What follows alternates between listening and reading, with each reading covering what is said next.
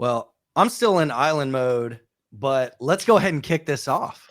Island boy, Oh, just God. trying to make it. Welcome back, guys. Yeah, we're the Island Boy and Girl crew. Hope everybody's doing well. I'm getting back into the reality of things. My mind is still on the beach in the Gili Islands. We just spent some time scuba diving. But anyway, let me go ahead and get back in We Talk Money mode. That's all it takes is taking the glasses off. That's boom. it. And then boom, I'm back Marcus into mode. it. Trav, how are you doing, buddy? Hey, welcome back to the real world. The rest of us have real jobs and have to get up at a normal time. No, I'm just kidding. That's right. Well, some morning of us here maybe. in Bali and nighttime there in the States. So we're making this work. Guys, is it time to buy the dip? Ooh. Let's go. We've got so much to talk about, man. You know, there's decades where nothing happens, and then there's days where decades happen. It feels like right now we're in one of those moments where just so much is happening. I will say, after the latest few major earnings reports that we've received, like we had bank earnings, Netflix came out and popped, I think it was 12+%. We are starting to hear more in the mainstream media, financial news, more of this buying the dip term. Yes. Start to resurface. Well, you guys already bought the dip in Netflix, didn't you? We bought Netflix. We nearly caught the bottom on it, you know, at least in the short-term bottom. We were buying, I think my alert in the community was somewhere around 175, 180. I think the low that it got to was around 160, 165. So we weren't too far off there. Maybe by trading in the mid twos right now. Yeah, nice little pop. Up about 50%. Performer. Yeah, it's actually after hours, I think like 270, 275. So they beat guidance on subscriber growth sequentially. So that helps a lot. And then, of course, they have this big advertising tier that they're launching. That was basically the basis for my bull case was like, hey, I know that it seems like post-pandemic, like subscriber growth has gotten anemic, but Netflix is going to unlock a whole new subscriber base by launching their ad-supported tiers, especially globally. And then also they're trying to do other things like monetize password sharing and add new content, et cetera, et cetera. So it's nice to actually have a win in a market like this. I know. I was looking at my positions and I was like, damn, Netflix. There hasn't been much green, you know, and that was one that we actually bought during the carnage. And so it's actually nice to see it play out. It was holding up really well. And seeing that pop after hours and how management's moving quickly on the plan is good. Yeah, and I mean, they're still projecting decent growth. I mean, not great growth, but in an environment where, you know, equities, X energy are supposed to be declining, you know, it's not bad. Yeah. And, you know, oh, go ahead, Trev. Oh, no, I was just going to say, I think, you know, with Netflix too, you know, the chart was there too. Like, Nikki, I know you called out a couple of weeks ago that the chart was looking pretty supportive, and it's nice to have it all line up, you know, from the fundamental and the technical side. Beautiful combination of fundamentals and technicals with Netflix. It can't get any more perfect than what it was. Beautiful consolidation, support holds, nice breakout into earnings. It was very nice. Yeah, it's good to see some strength here, right? Like indices over the past couple of days have had a nice bounce off of really a deep pullback, right? The Nasdaq was down over 35% from all-time highs. And what's interesting is even though we've had a couple of days of a bounce in stocks, crypto and Bitcoin specifically is still looking pretty weak, right? There haven't really been any strong buyers. If anything, we've got a multi-month trend line of resistance, and we're still testing that 18K. So literally nothing has changed for me in Bitcoin. We've been dead flat really for the past month, just zero volatility. And why I think this is actually a good thing is the tighter this price action squeezes, the bigger the move is going to be when we break out of this tight little range. And if stocks continue this bounce, I think it could pull Bitcoin with it. But just as of right now, as of today, which is, what day is it? It's Wednesday morning our time in Bali, Tuesday night in the US.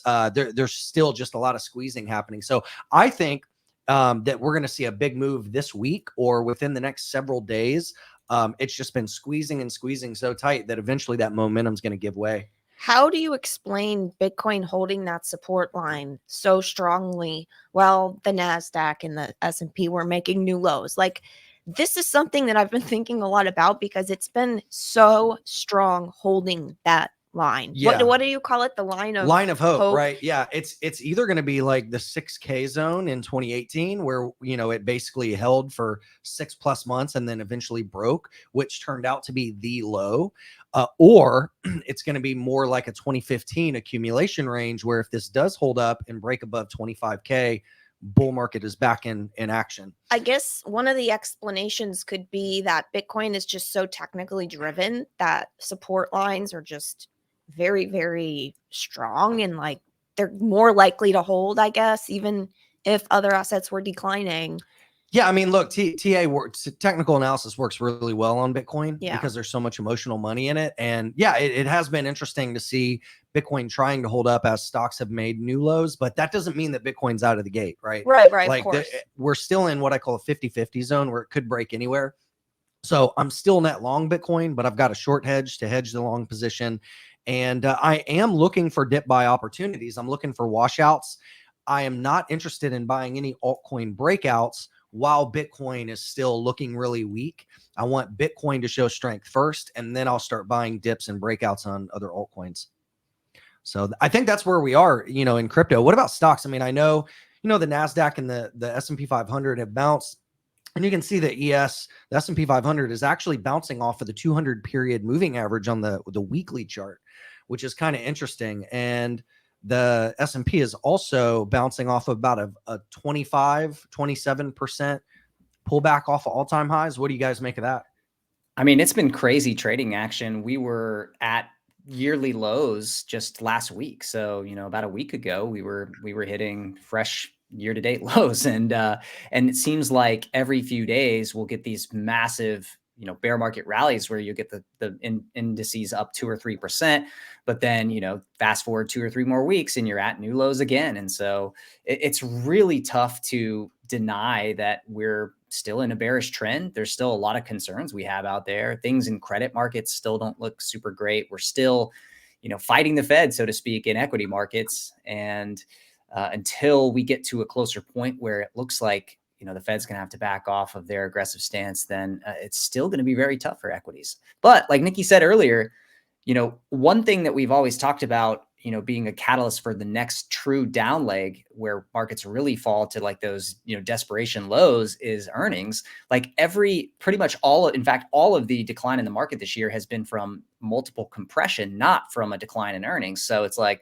we've been saying, well, if we do get a decline in earnings, that provides the fuel for another leg down. But so far, Q3 earnings really holding up for the bellwethers so far. It's still very, very early. We only have really the big banks and Netflix so far, so there's still a lot more to come. But, so far, it's been okay. And yeah, there's a lot of earnings coming out later this week. And I think we can keep a close eye on that, obviously, in the community. But Trav, I wanted to ask you, like, for anybody that doesn't know what the difference is between multiple compression and then like falling earnings, what does that mean, and why does that matter, and what are the different drivers of price? Yeah, it's a great question. Basically businesses trade for a multiple of their annual earnings or cash flows because, you're not going to go out and be able to buy a business for the amount of cash flows it can cash flow in 1 year, because it's going to continue producing cash flows over time. Even if those cash flows, don't grow a lot or shrink, I mean, it's still going to produce cash flows into the future, right? So we value businesses based on a multiple of the current year cash flows or earnings. At least that's one way we value businesses. So there's two big components when you look at the market cap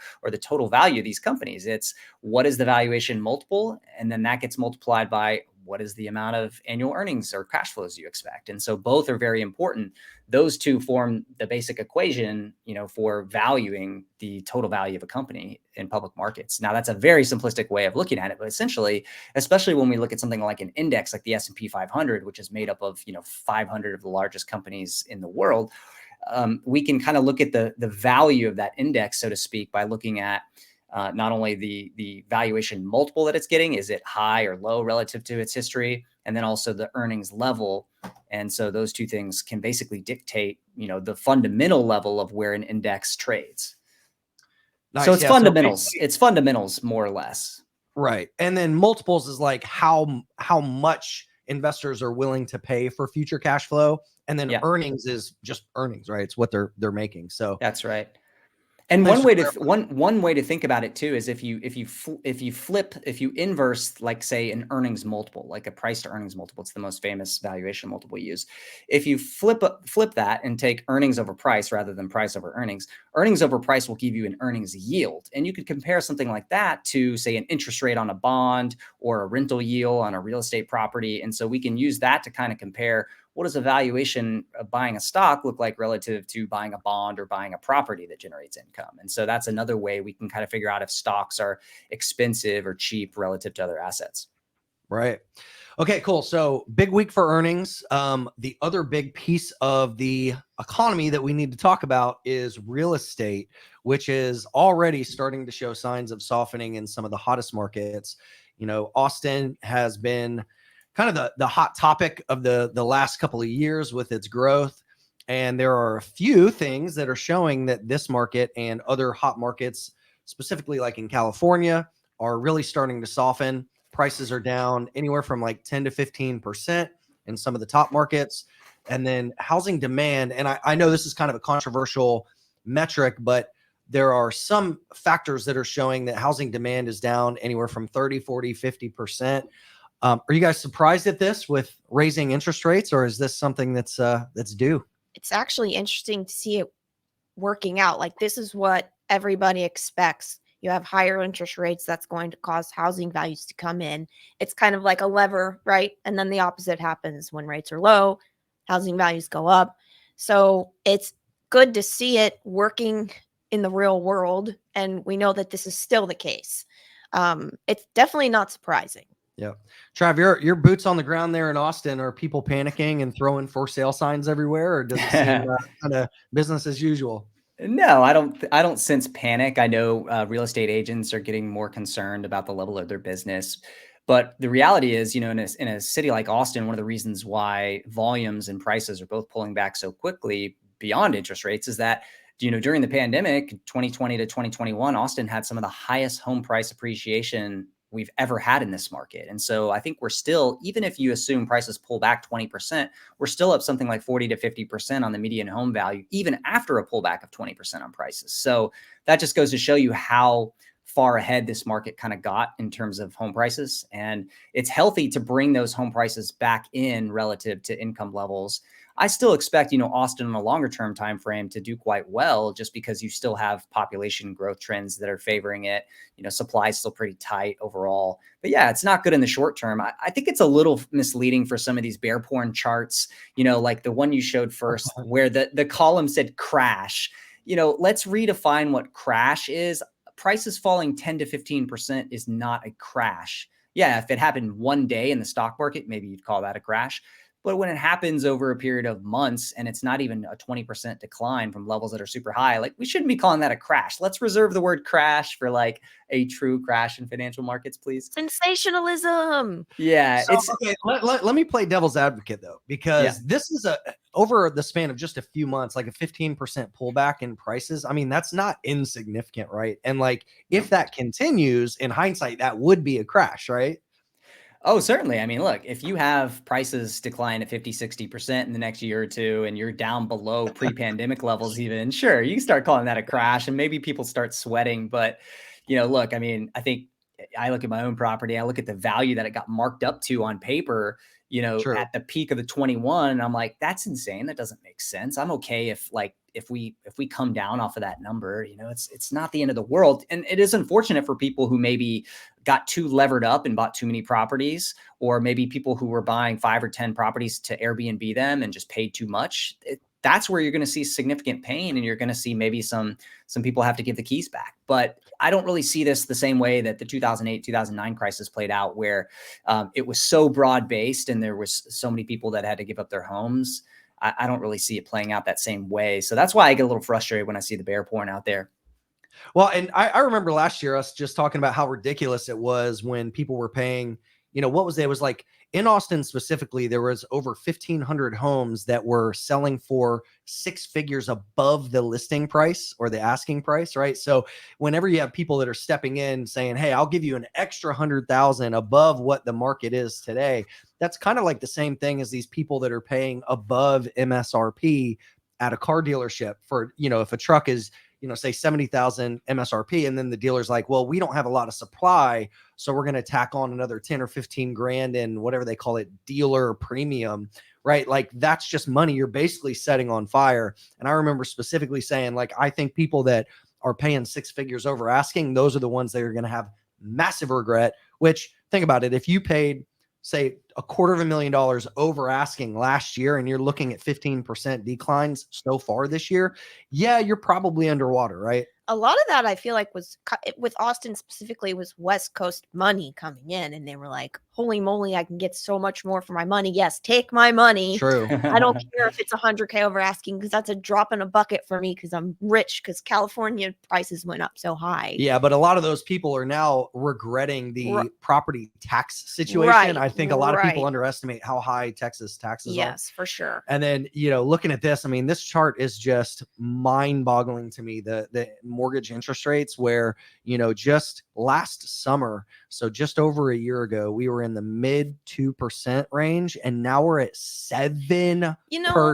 That is insane. That doubles the cost of a mortgage. Like, it's absolutely nuts. Looking at this chart just makes me immediately go to how terrible the Fed handled this. Yes. I mean, how that is not okay or healthy, what happened with mortgage rates or with rates in general. It just tells you they were so behind the curve that they were like, okay. Oh shit, we need to do stuff, It's just ridiculous. Yeah, I mean, rates went from basically 0 to, the mid 4s now on bond rates. What do you guys want to add about this? I mean, I said last week or on the last show that Jerome Powell could very well go down as one of the worst Fed chairmen ever, and I still stand by it.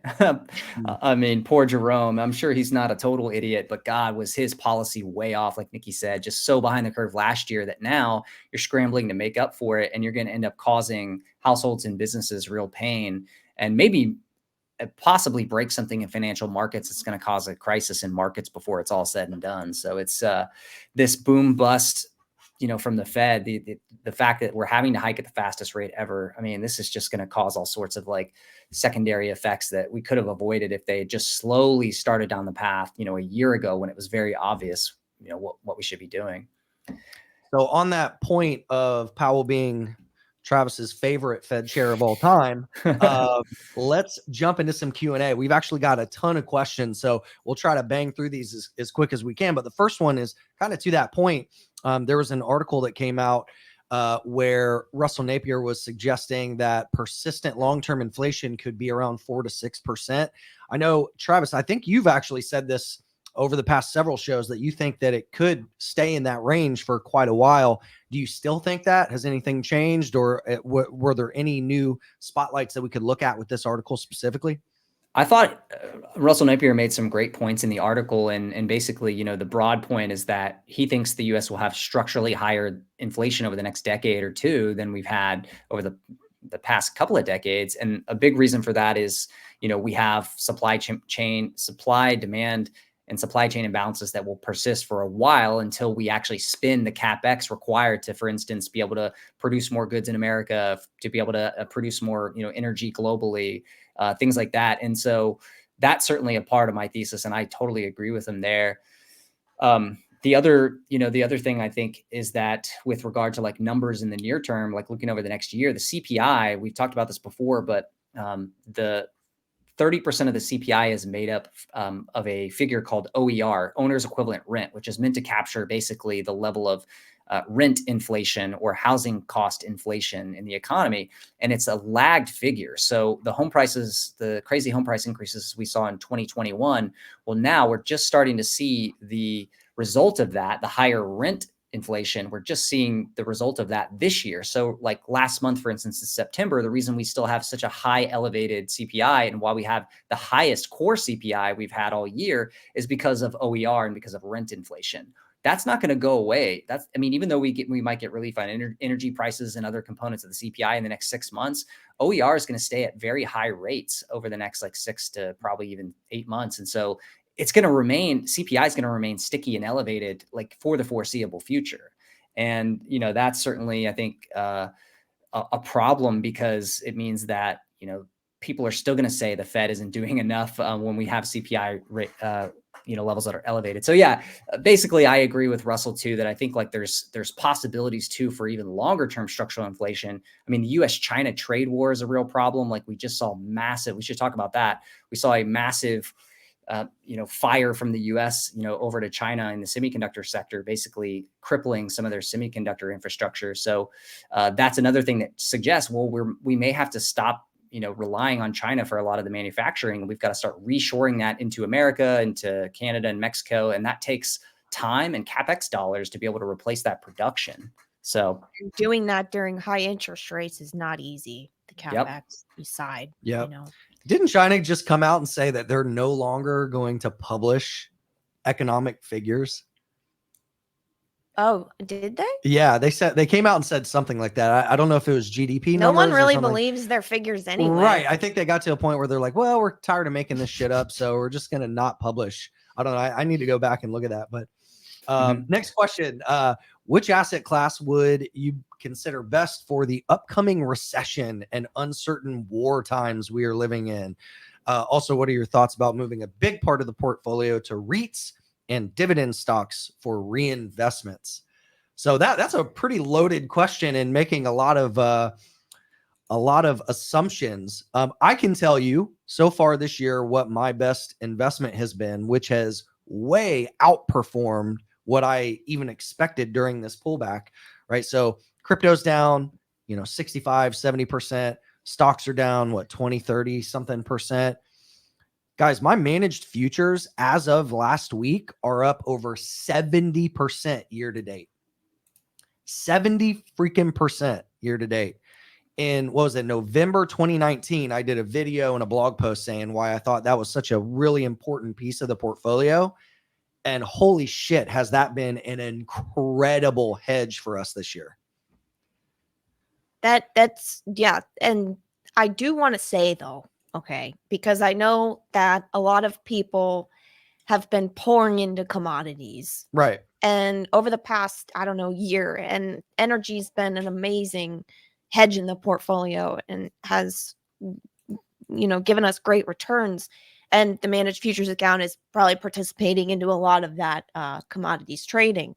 Yeah. But I think a lot of people need to be careful not to over allocate to that, because commodities are very volatile, and especially in a recession, right? That could end like that. Yeah. So that's something that I think a lot of people need to really look at their portfolios and be careful, because people got really, really bullish on energy and they're really excited about it. And I think over allocating could be a mistake here. Well, and it depends on what type of fund you're in, right? Like this is not, a lot of these funds are not directional plays on commodities. Like they're trend trading strategies is the typical ones that I look for. So again, I'll just pull up this website. I have no affiliation with this, but they just have some awesome infographics. It's rcmalternatives.com. And this is kind of an image for you guys that are listening on the podcast. What we're looking at here is a document that shows the different types of strategies that you have for managed futures. And basically what these are professional trading companies. Some of them are trend following. Some of them are, day trading and high frequency. Some of them focus on agriculture. I tend to look at funds that are trend following. There's just a lot of data that this type of strategy does really, really well during volatile times. So it's long short too. So it's not just going long commodities. Like the funds that I'm in are, they trade all of the major futures contracts, from equities, commodities, currencies, agriculture, like everything. So when there's volatility, they tend to do really well. When it's a kind of a slow bull market, they kind of underperform the S&P. But over time, some of the funds I'm in have actually outperformed the S&P. And that's why allocation is important, right? Because that has been an amazing thing to have in the portfolio. Yeah. But there's been many, many years where it maybe did not perform, that well. And so that's why it's all about just allocating well. Yeah. And I'm, my personal belief, and again, this isn't personalized financial advice because I don't know your situation out there, but I think it makes sense to have anywhere from 5 to 15%, somewhere in that range, in a managed futures fund. I mean, the hedge that this has given against drawdowns this year has just been like, makes me sleep really well at night. That's what we want. And then, you know, the other option, right? So a lot of people are like, well, I'm not an accredited investor. I can't get into these. What you can do is you can hedge. You can do what like Travis did this year and over the past year, which is you can have a directional hedge on the indices. So you can like short the stock indices and hedge part of your portfolio. Travis, are you still holding any hedges, or where are you with that? I still have a significant amount of my hedges on. So I've got almost half of my portfolio value hedged via short index futures, and it's been helping. It's been helping. And I'm hoping You're that I sleeping can, well too. Yeah. yeah, And you don't have to be an accredited investor. You can actually have a relatively small account and hold a short position in the futures.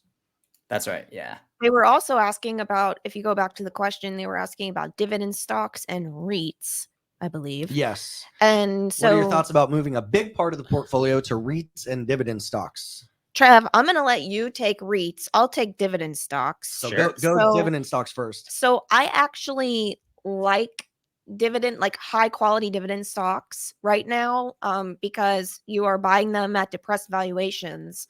And, you know, if they're quality companies that are continuing to compound, and they're companies that have continued to increase dividends over the years, you know, the aristocrats, I like putting those in the portfolio in bear markets, because you're able to really capture some good quality names at great prices. So, and hold them for a very, very long time and let them compound and reinvest, right? But I don't think your whole portfolio being that is a good idea. I think make sure you allocate, because some of those dividend stocks that are what good performers over time have lower returns over time too, right? So you have to watch that and manage your risk to reward there. They're usually like more established companies that aren't going to have massive growth, but they're going to be stable companies that pay that dividend. Right. So lower volatility, maybe a little more secure. Which is nice to have in the portfolio, but you may not want to make it a large position depending on your situation and where you are in your wealth accumulation. Right. But as far as REITs go, I know REITs are a bit tricky right now because of interest rates, but Trev, I know you have a lot of insight into that. Yeah, actually, both of these categories are linked to interest rates pretty closely. And in fact, the thing with dividend stocks too that you've always got to ask yourself is, especially if it has a above average dividend yield, what risk am I taking to get that yield? And so a lot of dividend stocks, have actually taken a hit in terms of the principal, and the value of the stock is actually down a lot. I mean, even look at something like a Verizon or AT&T. Both of those stocks were actually hitting fresh multi-year lows just in the past couple of weeks. And, and now the dividend yield is 7-8%. So what looked like a good, 3 or 4% dividend for those stocks last year, that dividend has now risen to a 7 or 8% yield because the stock values are down so much. So you have to be careful when you're looking at dividend stocks too. Like, am I putting my principal at risk on a company just to try to get a slightly above average dividend yield? You could wipe out years of dividends by picking the wrong stock. The same is true in REITs. And so, the value of REITs are one of the worst performing sectors over the past few months, because REITs themselves, they trade a lot of times based on their dividend yield. And last year, when interest rates were low, people were willing to buy REITs at high prices and accept a 3 or 4% dividend yield. Now today, a lot of those same REITs are yielding like 8 or 9% because the values have fallen a lot. And so if you bought them last year, you've taken a significant haircut in the price of your REIT stock. And today, a prospective buyer looking at a REIT actually is in a better position, because now they're looking at something that's already down a lot. The dividend yield going forward is higher. The real question is, are these REITs safe enough? Some of these REITs use a lot of leverage on the balance sheet. Some of them are going to have to like refinance the debt that they hold on their balance sheet that they've used to buy a bunch of properties. A lot of those REITs are going to have to refinance that debt at higher interest rates in the next couple of years. So that's I think one problem. Like, somebody was asking me about like Macerich and Simon Property Group this week, the mall REITs. And even though I was buying those during the COVID panic and it worked out pretty well, I'm actually less excited about those today, even though the fundamentals from a rental perspective have improved, like retailer fundamentals have improved. But the problem now for REITs is like MAC and SPG are going to have to go refinance their property debts at like, instead of getting 4 or 5% rates, they're going to have to pay 7, 8, 9% interest rates. And so that creates a headwind for those REITs. So it's tricky. Like, I think you have to pick your spots and be careful. And they are starting to get interesting, like dividend stocks and REITs both, now that the yields are actually a lot higher. they're starting to look interesting, but you got to avoid like major pitfalls in buying ones that use too much leverage or own assets that aren't very good assets. Like, I'm not sure I would be like super stoked about office REITs going into a recession. Even like some of the mall REITs, again, I'm not sure I'd be super stoked about. Maybe something in the healthcare space, if it doesn't have a lot of leverage, could be interesting. Telecoms, like I said, on the dividend stock side, maybe now at multi-year lows at 8-9% dividend yields start to look a little better. So the good news is, looking forward from today, these yields are starting to look pretty juicy, and all this stuff is down a lot. So some of it is going to start to look pretty interesting. For me, on the dividend stocks, I'm looking at long-term compounders that have been increasing dividends over time. Think Walmart's, Target's, Johnson and Johnson's, Home Depot, like high quality names. Those are the ones in bear markets that could be worth, sticking in the portfolio. But like you said, Trev, you definitely got to be careful because there are dividend stocks that aren't great, and you might lose a lot of your principal if they can't perform over time. It's also hard to know, like I'm just looking over like some of the mega caps or some of the large caps right now that have like pretty juicy dividends of 5% or higher. A lot of those stocks are in the energy sector. A lot of those stocks are, like tobacco companies, and so cable companies. So some of these, it's like, okay, the yield looks good. The valuations don't look terrible, but like, what does the future outlook look like for energy stocks like in 3 to 5 years? What does it look like for cable company? Like, it's tricky. It's tricky, right? But like you said, yeah, I think some of the ones you mentioned outside of that obviously look interesting, but you're probably going to get a lower yield on something like a Target or Walmart. But it's always tricky. Anything that has a juicy yield there's something there risk wise that you got to be watching out for. Well, I think a lot of crypto investors also learn that with the DeFi yield farming. And, again, we've said this probably every episode for like the last 6 months. There is no such thing as risk-free yield. The higher the yield, the higher the risk. I don't know. Have you seen those short-term notes though? Assuming those short-term bonds are looking kind of fine right now. Assuming that the U.S. government isn't going to go down in flames. All right, next question. What software do you use for managing trades? Excel or some specific app or nothing at all? By managing trades, I mean something like a trading journal where you enter reasons of entering and exiting a trade. This has actually evolved for me over the years. I used to have a very complicated desktop app that I used to use when I was day trading, and I would have dozens or even sometimes hundreds of trades a day, and I would log and then write notes, and it was very, very complex. Whenever my time horizon expanded with crypto, I went real old school with it and went back to pen and paper. And Nikki actually created a trading journal called the No Regrets Trading Strategy and Trade Management Journal, which you can talk about. But there is a big range of options that we have, right? Anything from iPhone apps and desktop apps to manual, pen and paper to Excel docs. And there's even a couple of websites that offer this as a service. But yeah, what do you guys use? And Nikki, maybe you can explain what the No Regrets Trade Management Journal is. Yeah. So in my mental mastery course, community members get access to this. And I actually have, it's kind of more meant for shorter term trading. But it's a Excel spreadsheet journal, right? You go in, you put in your buys, your sells, short, long, whatever, and then it'll spit out all your stats. So Excel is still a great way to track. I used to use Evernote. I had like a complicated strategy too, where I had all these different notebooks, and I'd move trades into different places. And but as you evolve and get more experience, you don't really have to do as much tracking. But I think old school, a notepad, a Word document, an Excel spreadsheet is fine. And what about on the journaling side, like on the No Regrets journal? What is that meant to do? And how can somebody just duplicate that at home? And what are the questions that people need to be asking when it comes to the journaling side, right? Because there's the logging of your trades and investment and looking at that performance. And then there's the mental review and keeping yourself on track, right? Yeah.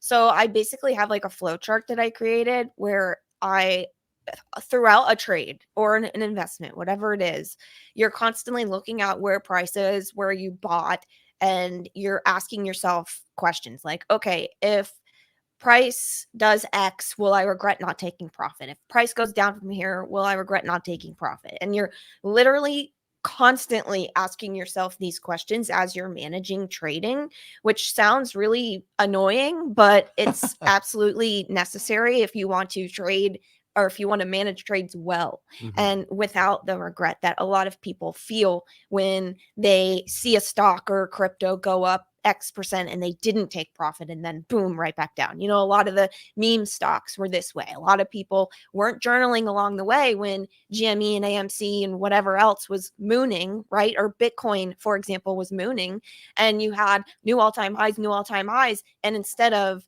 thinking through, hey, if I don't take some profit here and this crashes, what am I going to be feeling? People don't do that. They let the greed take over and they wait too late and then they can't take profit, right? Yeah. So that's kind of the no regret strategy in a nutshell, and journaling that along the way and, you know, constantly saying, okay, where are we at? Am I okay taking on the risk of waiting for my next targets or not? Okay. Yes, no. And you're working through like a flow chart, so to speak. Love it. Trav, how do you journal your billions of dollars worth of trades? I wish, right? No, I mostly use spreadsheets and broker software, so it's nothing fancy. It's a lot of like manual sorting and just like some calculations I'll run. But yeah, it could probably be streamlined in certain ways. I've just never found like software for retail investors that really does a great job outside of like the brokers that I use. And so in the hedge fund world, you know, you have like Bloomberg terminals, you can set up automations. You have other providers like Backstop, and you've got like your prime brokers have systems that help you sort it all out. But yeah, I mean, it'd be nice to have something a little more sleek and streamlined on the retail trading side, but maybe somebody can build it. But yeah, as far as journaling, I could probably do more. I literally like have reams of notebooks that I keep on my desk.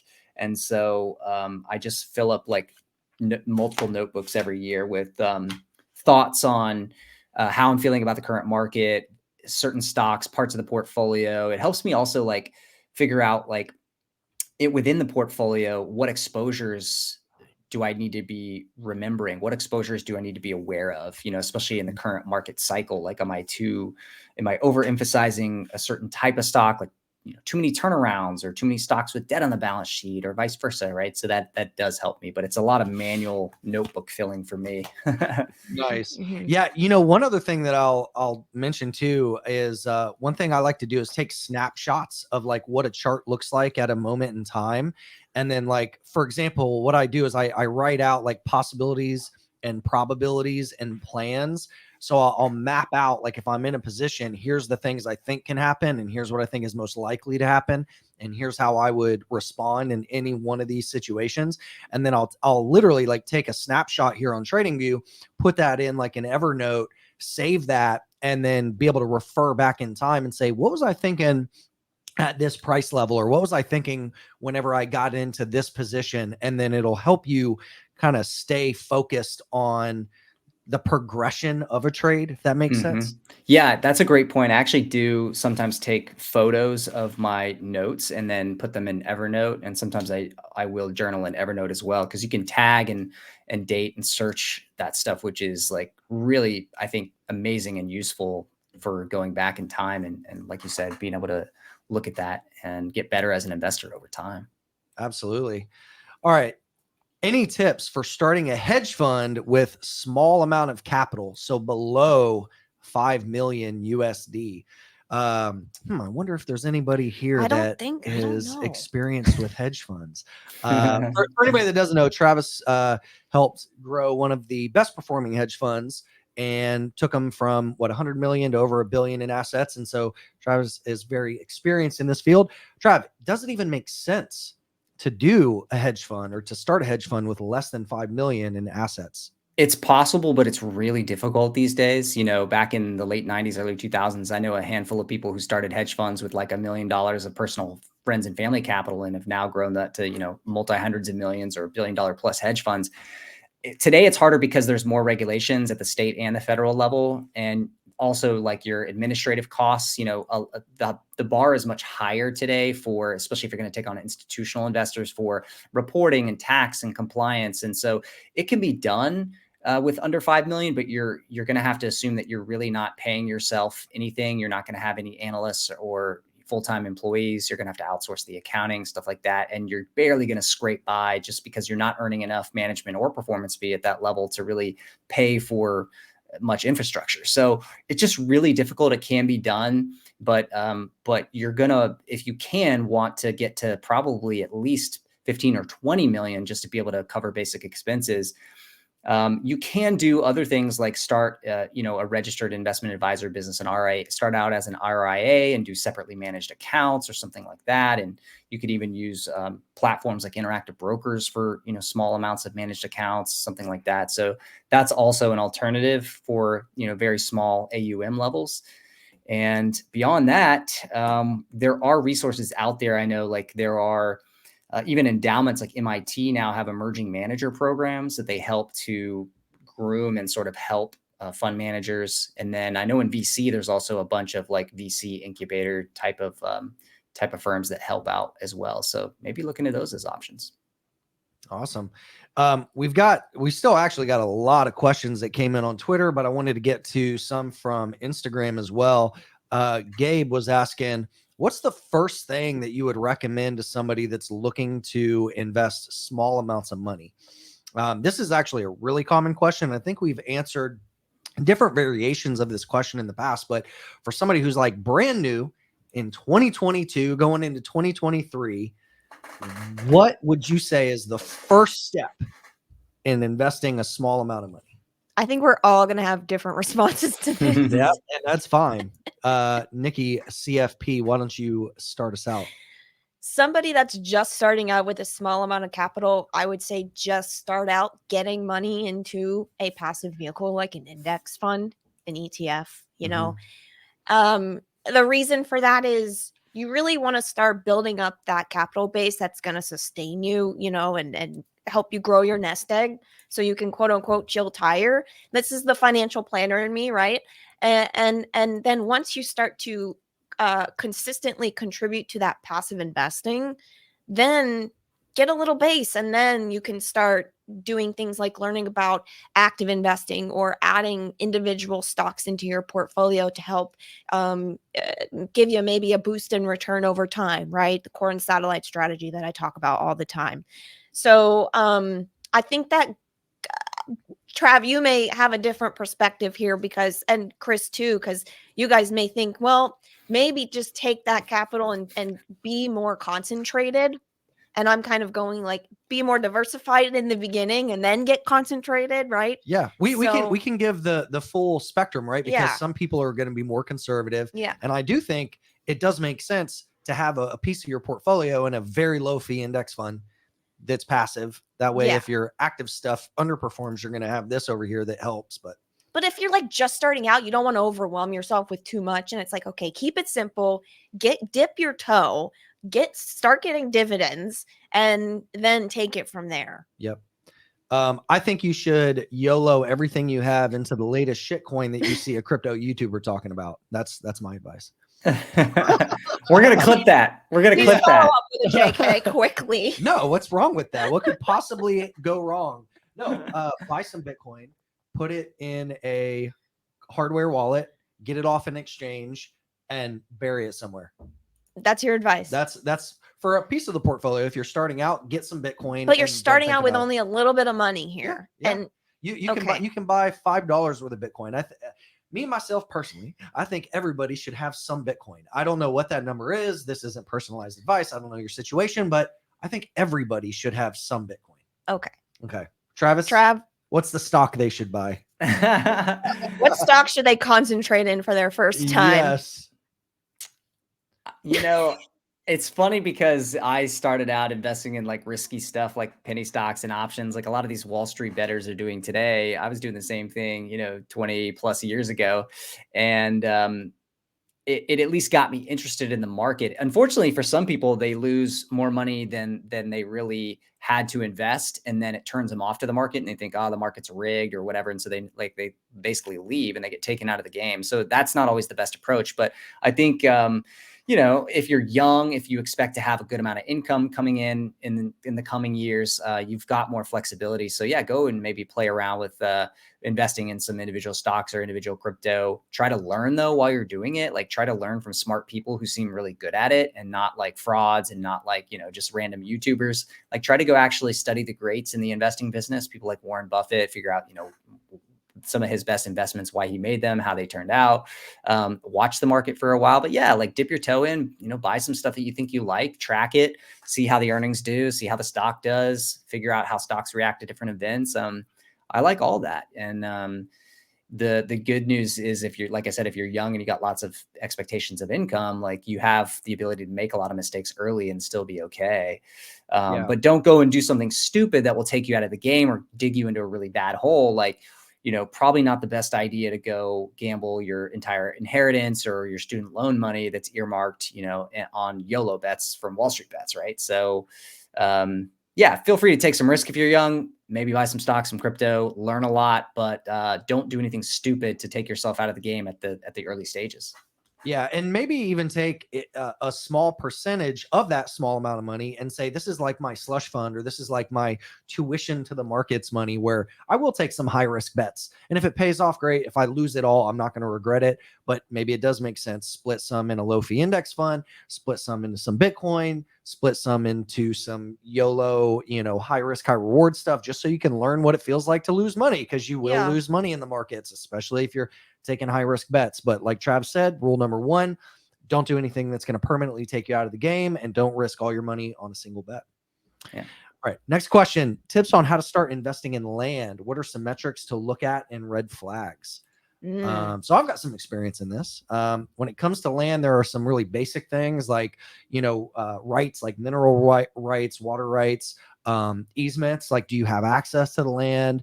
What is the purpose for land? Are you just holding it to store wealth or store value, or are you going to develop and do something with it?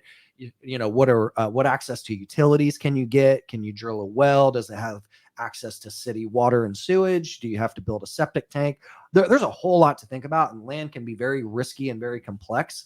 I like land, and I would say a couple of questions that you want to answer is, number one, what is the purpose for the land? Are you going to build on it? Or are you just going to sit on it for a long time? Number two, what are the areas you're looking at? I think it makes sense to really narrow down a specific zone that you want to buy in, right? So it could be a state, it could be a region, it could be a country. And what is the purpose? I am super bullish on areas that get plenty of rainfall and are not in high tax or high regulation states. Like, I'll never, ever buy anything in California or New York. And I want to be within 2 to 3 hours of a major airport. So think about that. Where does it have seasons? Where is it protected against global warming? Like, I'm not going to build a mansion on the beach. Where does it get plenty of rainfall? Where is it kind of far out from a metro area, but within a couple hours of a major airport? That's kind of my criteria. What about you guys? Anything to add to that? Think about flood zones and zoning, period. Because I actually know somebody that purchased land and had a big plan to put a warehouse on it and use it for business and all this stuff. Turns out they couldn't do any of that shit. And why? Because it flooded? There was it was something with the zoning, or something with the where the land was. It wasn't zoned for what they wanted to do with it. Right. And so it's kind of like they're just sitting on it. And they don't really know what to do with it, because it's not in like the greatest area, but like those are things you definitely want to watch out for, especially the flood zone stuff. Yeah. Great point. And like, if you're buying in a rural area, you've got to look at the history of the deed and specifically like county level zoning regulations, because it can have some really weird shit in there. You may or may not be able to have chickens. You may have to put up a fence a certain way. Like, and then also stay far away from HOA or condo situations. Yeah. Travis, not to bring up any like trigger warnings or anything, but I've had some bad experiences with that for sure. Yeah, I mean, any time where your neighbors have say over what you can do on your property is usually not a good situation. That's why I am not a fan of the American suburb. Like, there's just so many problems. It's not walkable. It's inefficient. It's ugly. It's, whatever. But I do like land though. I mean, thinking about it, like I have a lot of regrets about Texas, particularly in terms of where I wish I would have bought land, and woulda, coulda, shoulda. I had had the idea but didn't move on it, and I think that they're not making more of it, right? And if you can find strategically placed plots, Yep, I think it's an interesting investment. absolutely. Okay, next question. What are the most crucial rules you employ in your trading systems? Oh, okay.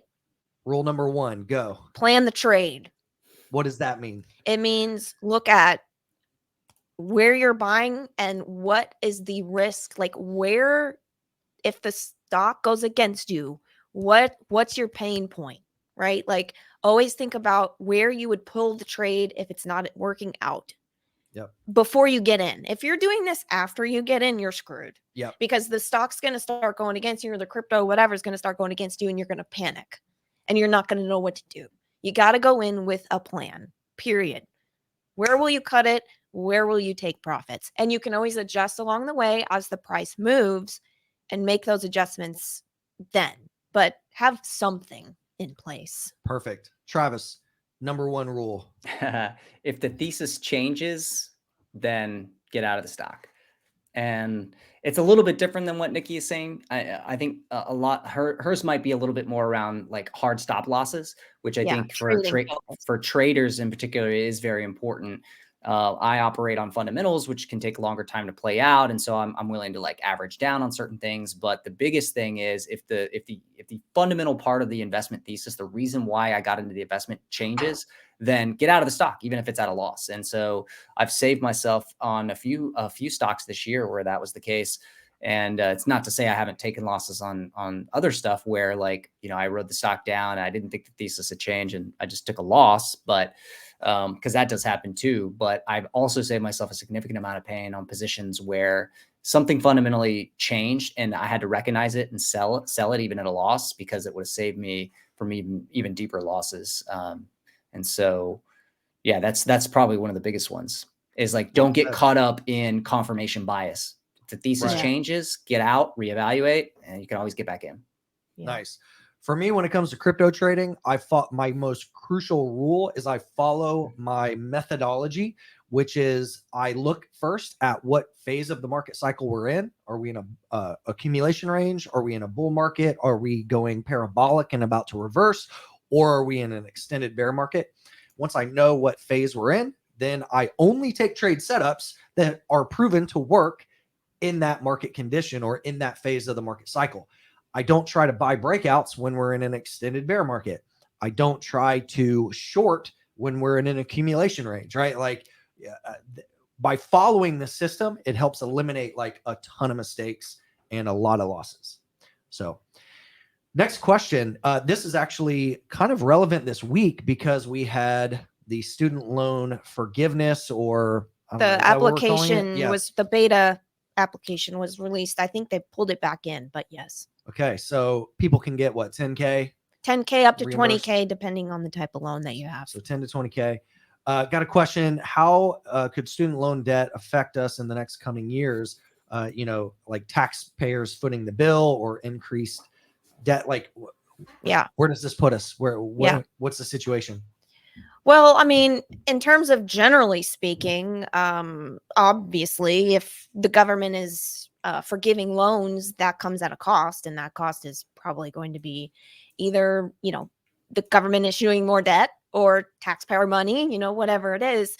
But in terms of the consumer, student debt's a problem. It's caused a lot of, particularly millennials, to not be able to purchase homes. They haven't been able to really get ahead financially. We know real wage growth has been flat or negative, right? After taking into inflation. So a lot of people have been having a hard time getting ahead because of student loan debt.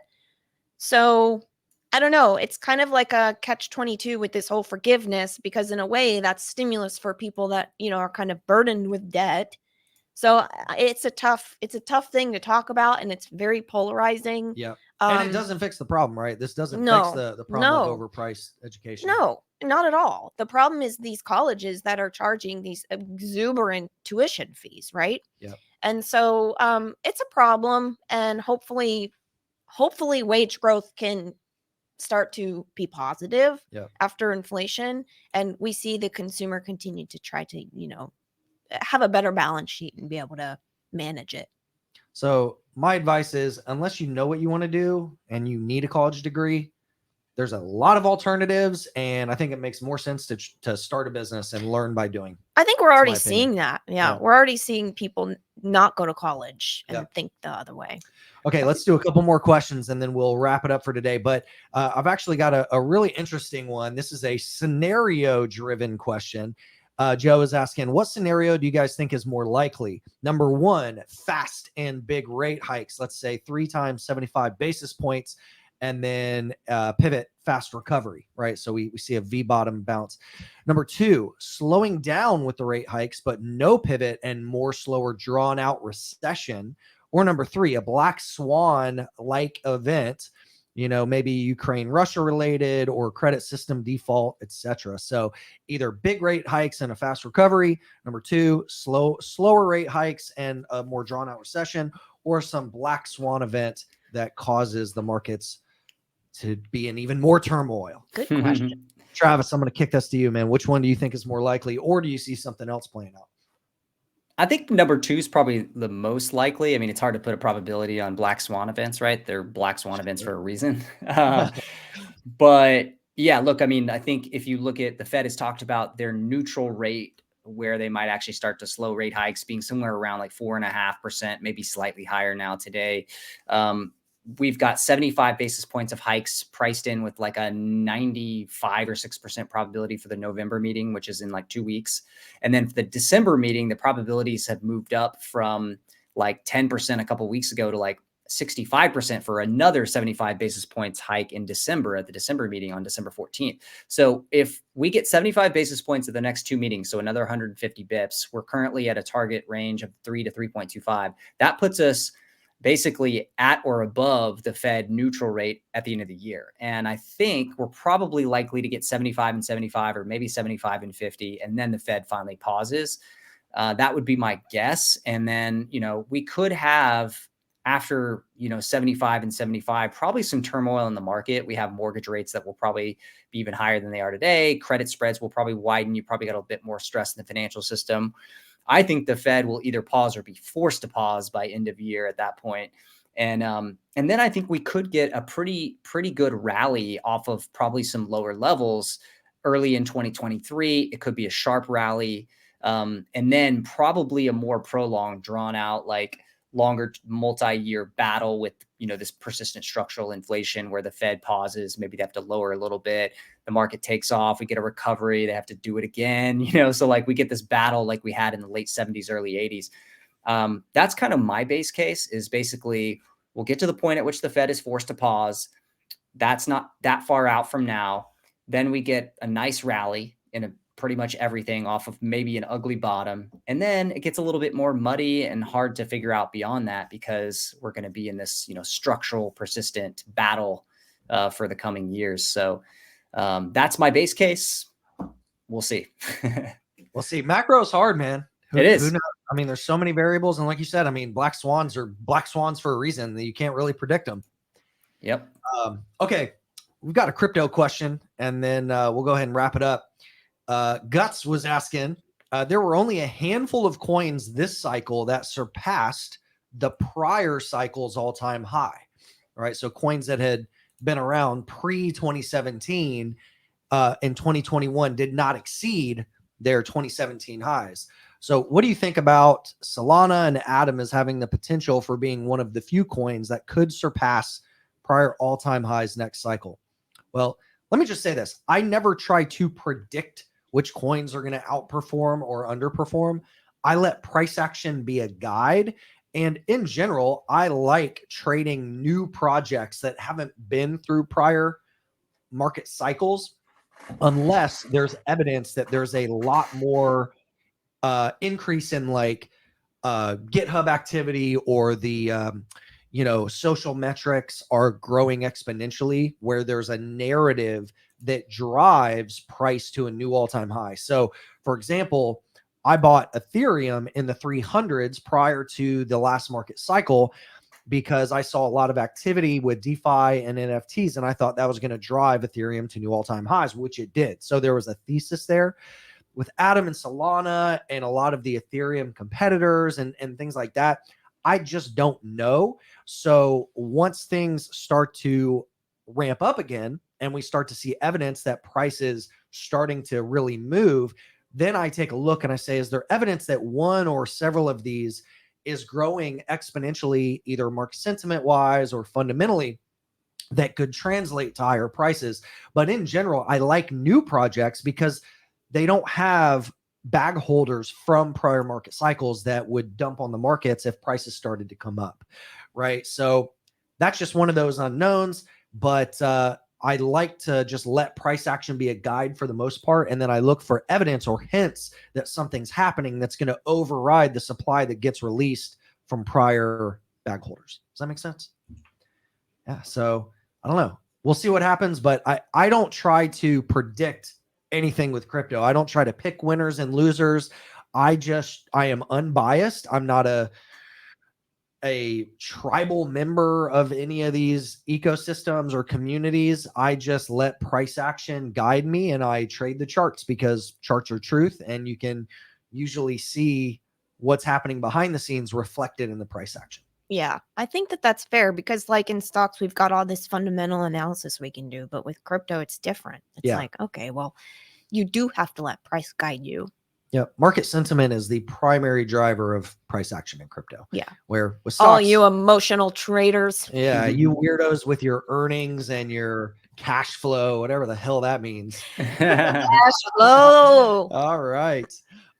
So okay, we've covered a lot. I know we just passed an hour, so we'll go ahead and wrap it up. But I know there's earnings coming up this week that could shift the markets. Any other major kind of pitfalls or landmines that people need to be looking out for, or potential upside movement activity things that could be focused on? I think all eyes are on earnings. I mean, there may be some economic data to look out for, but for the most part, especially big tech earnings, I think is going to be very interesting. Cool. Do you have anything to add to that? Yeah, I mean, that's definitely the near-term focus. And we saw like record put buying in stock markets, the last couple of weeks. So sentiment and positioning was definitely coming into earnings season bearish, and it's turning out to be, at least so far, too bearish. So that is the dynamic we're currently in. Again, we'll have to see how the earnings play out. The other, of course, thing that I'm still watching and I've continued to watch is what's happening in credit markets. That's going to be incredibly important to watch as far as, signals for not only stocks, but also the Fed, macro, currencies. Everything really will probably originate in fixed income markets. And so keeping an eye on yields, keeping an eye on credit spreads, we'll continue to do that. To tie it into, what's the title? Are we buying the dip, right? Yeah. Like, to tie it into that, I think that it is probably not time to buy the dip in the broad index, but I do think it could be time to start buying dips in individual stocks. Just my personal opinion, or at least starting to nibble and scale in more to individual positions, right?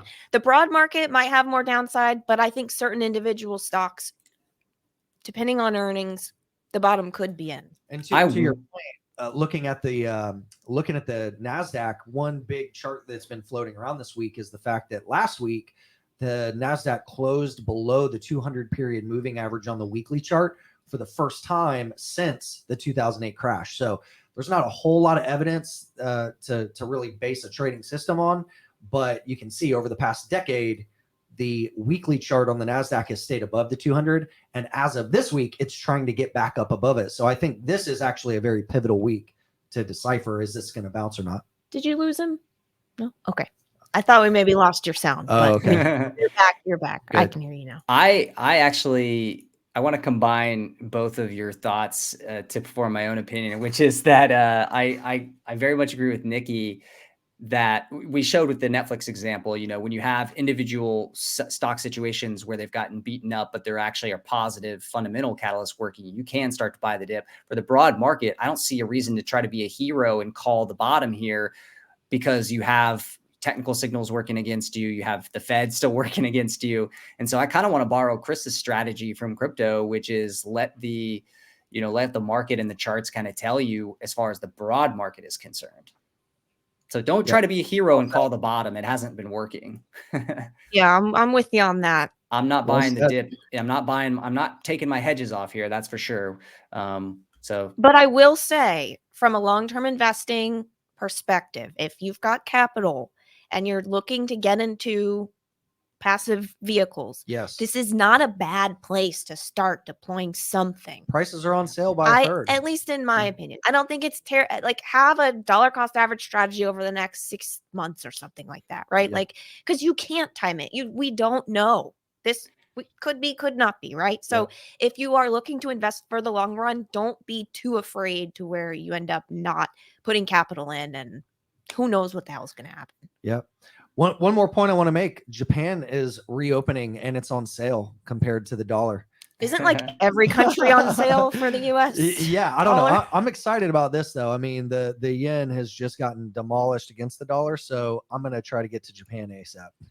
That's kind of the last point I wanted to make. But I need to go shopping at Lululemon in another country. there you go. I mean, I wonder, do they? I don't know. No, you would get it. Is cheaper? Yeah, it is cheaper. Nice. I priced it out. Well, I think you've got enough Lulu as it is. So yeah, we'll just maybe wait on that. This is The Singapore Lulu opened up already. Oh, the Singapore wow. airport Lululemon opened up. Sorry. Oh my God, so excited. Oh my God.